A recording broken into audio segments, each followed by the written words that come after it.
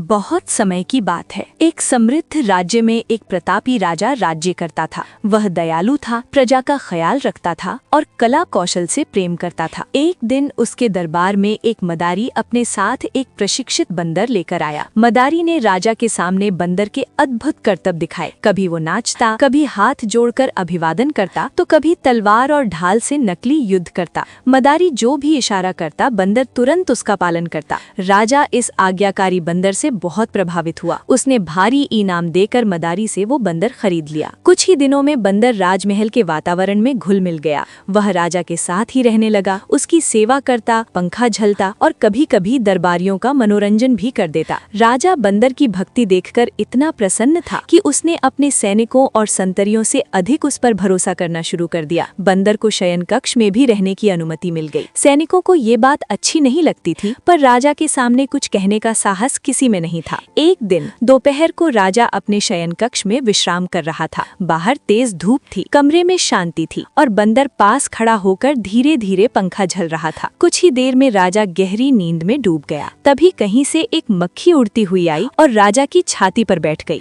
बंदर ने ये देखा तो वो चिंतित हो उठा। उसने पंखे को हल्के से हिलाकर मक्खी को उड़ाने की कोशिश की। मक्खी उड़ तो गई, पर कुछ ही पलों बाद फिर लौट आई और उसी स्थान पर बैठ गई।